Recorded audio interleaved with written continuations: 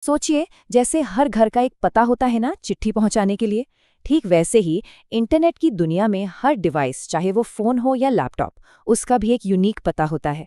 आज हम इसी डिजिटल पते की कहानी को समझने वाले हैं।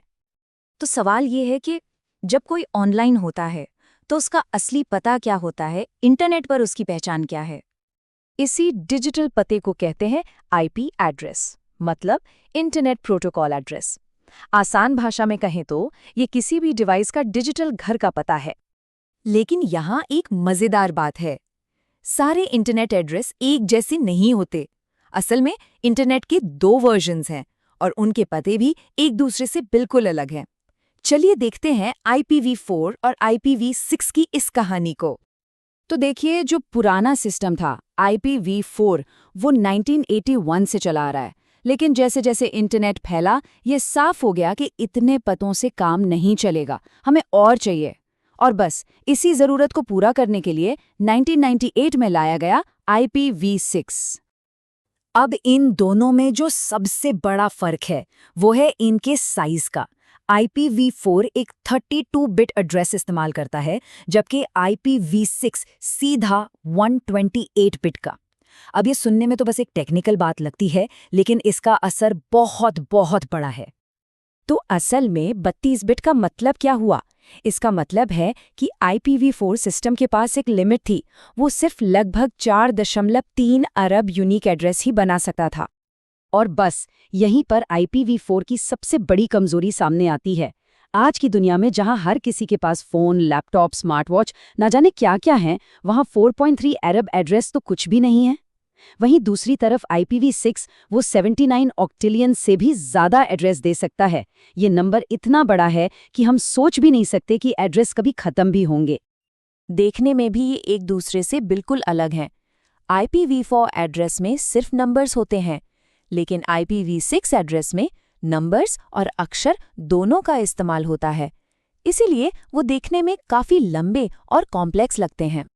तो बात यह है कि IPv4 के पते इतने कम हैं कि उन्हें बार बार इस्तेमाल करना पड़ता है, शेयर करना पड़ता है।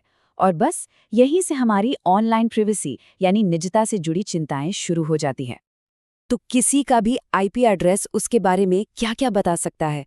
असल में ये एक डिजिटल खिड़की की तरह है, जिसमें से कोई भी अंदर झांक सकता है। चलिए देखते हैं कि इस खिड़की से क्या-क्या नजर आता है। जैसे ही कोई वेबसाइट विजिट करता है, उस विजिटर का पब्लिक IP एड्रेस उस वेबसाइट को तुरंत पता चल जाता है। इसे कोई भी whatismyipaddress.com जैसी साइट पर जाकर खुद भी देख सकता है। इस IP एड्रेस से जो पहली चीज सामने आती है, वो है इंटरनेट सर्विस प्रोवाइडर यानी ISP। मतलब ये पता चल जाता है कि इंटरनेट कनेक्शन किस कंपनी का है। और शायद यही बात सबसे ज्यादा परेशान करने वाली है।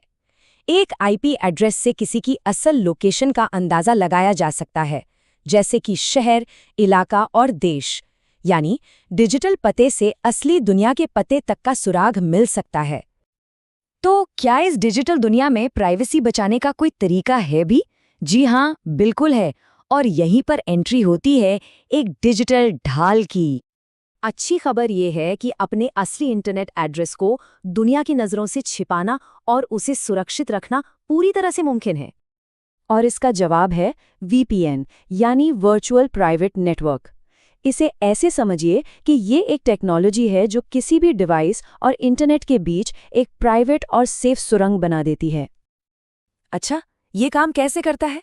बहुत सिंपल है। VPN आपके इंटरनेट कनेक्शन को सीधे वेबसाइट तक नहीं जाने देता। पहले वो उसे अपने एक प्राइवेट सर्वर से घुमाकर भेजता है। इससे होता ये है कि वेबसाइट्स को आपका असली IP नहीं, बल्कि उस VPN सर्वर का IP दिखाई देता है। तो फर्क बिल्कुल साफ है। VPN के बिना कनेक्शन एकदम खुला और असुरक्षित होता है, जिससे कोई भी जानकारी देख सकता है। लेकिन VPN के साथ वही कनेक्शन पूरी तरह से सेफ और प्राइवेट हो जाता है। तो ठीक है, इस डिजिटल ढाल यानी VPN को इस्तेमाल करने के असली फायदे क्या हैं? चलिए एक नज़र डालते हैं।